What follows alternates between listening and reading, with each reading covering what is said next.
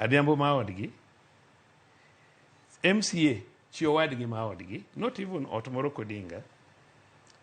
Asto kochako yudo opportunity to nominate ngato East African Assembly. Kochako tero nyare monyuolo.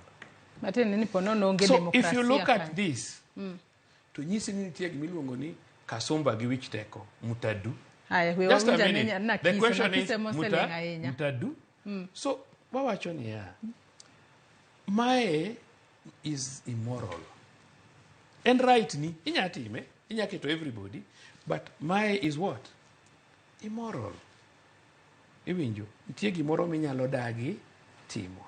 So culture kainani en impunity. Manyiso ni ubro timo ang'o. Iwinja. So wawacho ni ya, this kind of culture, wadwaro ni mondo wa create some competition. And by the way, let me tell you, okochuno nukun gi party kata de kata ngwen thuru. Nito ubro jokikuche gi nyocha ni party mang'eny nyaka ODM. To at the end of the day, gigo kura ne one presidential what? Candidate. Kata mana one, Joma moko nya bedo UDA, to ginyalo decide ni MP mara dwana yier so and so gi UDA. Nwach ng'ama ODM omeani, okapar ni en competent.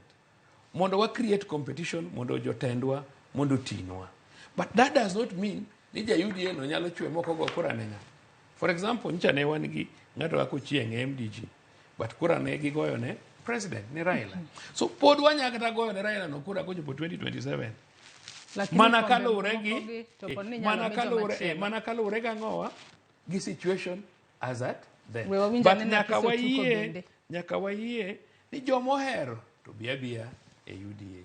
Joma ohero odonga e ODM. To wabro mana create competition ma appropriate kendo wabro embrace democracy mana kwatimo ma. Malit mogik madwa nyisi. Ne wamuko od jakoyo Kisumu. Kama ne jakoyo time ohala. Mo push jakoyo ma jakoyo the depression motho. Kama jakoyo ni riembe jakoyo ni dwa time development no.